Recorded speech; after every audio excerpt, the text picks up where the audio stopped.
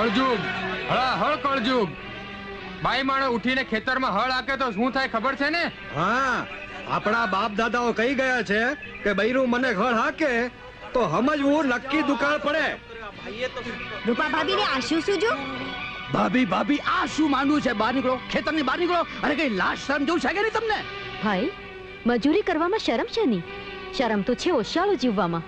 હવે ખમ્મા કરો, ક્યાંય ઊંચું જોવા જેવું ના રહેવા દીધું કાકી તમે. તે ભાઈ રણછોડ, તમારા મનમાં એમ કે વાવણી ટાણે આ વિધવા બાઈ ઘરમાં રણ ગોવાળું થઈને બેસી રહેશે, આ કાળું આખી જિંદગી તમારા કુટુંબીઓના ગોલાપા કરશે? અરે વાર છે વાર. તો પછી બળદોના માગા નીચેથી, હળના સમાર નીચેથી નીકળવાની તૈયારી રાખજો કાકી. આવ તો ખરો તું. મારી માને હળના માગા નીચેથી કાઢવાનું કહેવા માથું જ ફોડી નાખીશ. ખાસ બાજુ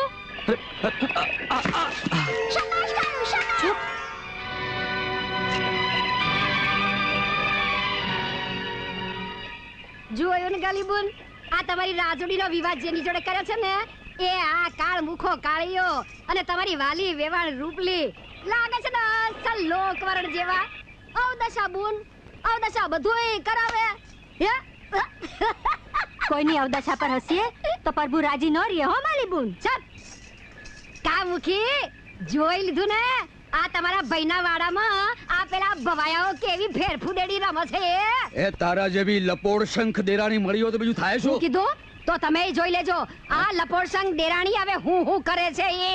હેડલા નાનિયા અને હેડ વહુ માલીને ઓળખતા નહીં હો.